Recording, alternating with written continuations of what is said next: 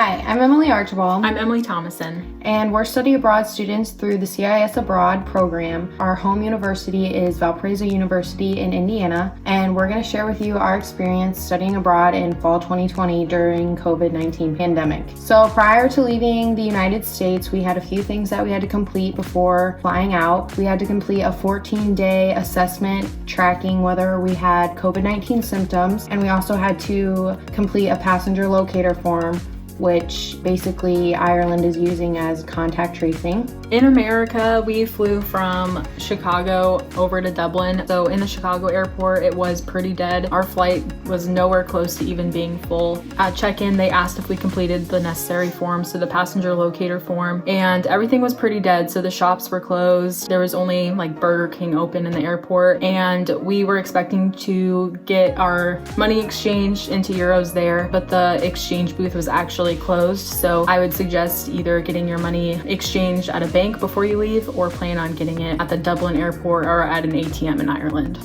Yeah, so when we got to the Dublin airport, it was also pretty quiet. There weren't a lot of people there. We got off the plane, we went to kind of the main area, and before we got our bags, we had to talk to an immigration officer, and that was where we gave them our passenger locator form. They asked general questions like, have you had COVID-19 symptoms and things like that, but nothing crazy like temperatures or anything. And like Emily said, there was a currency exchange booth in the Dublin airport, so that is a good place to exchange into euros. And like Emily said, they didn't ask us a ton of questions related to COVID-19. They just made sure that you had that form filled out. But as regards to like anything else related to COVID-19, they didn't take our temperature, and you didn't have to show a negative COVID test from the United States, and you don't have to get one here either. But they do expect you to quarantine for 14 days once you get there. So not hanging out with people, not going into shops, wearing your mask, and just going straight to where you're quarantining at. So